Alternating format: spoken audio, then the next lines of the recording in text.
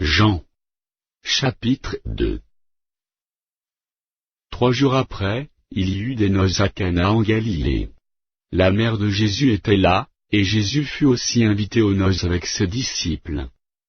Le vin ayant manqué, la mère de Jésus lui dit, « Ils n'ont plus de vin. » Jésus lui répondit, « Femme, qu'y a-t-il entre moi et toi?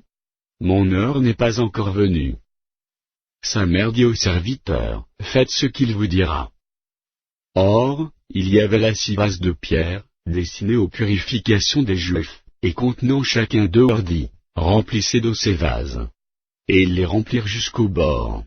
« Puisez maintenant, leur dit-il, et portez-en à l'ordonnateur du repas. » Et ils en portèrent.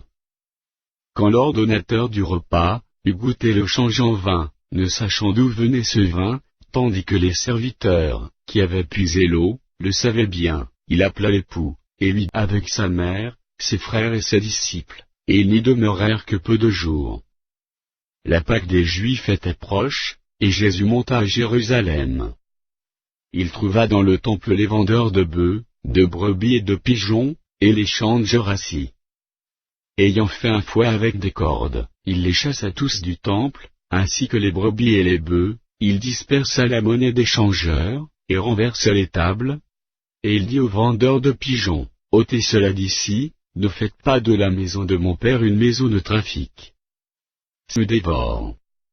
Les Juifs, prenant la parole, lui dirent, « Quel miracle nous montres-tu, pour agir de la sorte? » Jésus leur répondit, « Détruisez ce temple, et en 3 jours je le relèverai. » Les Juifs dirent, « Il a fallu 46 ans pour bâtir ce temple, et toi, en 3 jours tu le relèveras. » Mais il parlait du temple de son corps.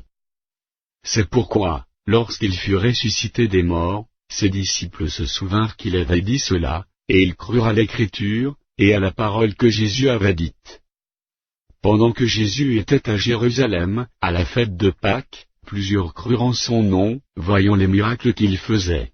Qu'il connaissait tous, et parce qu'il n'avait pas besoin qu'on lui rendît témoignage d'aucun homme, car il savait lui-même ce qui était dans l'homme.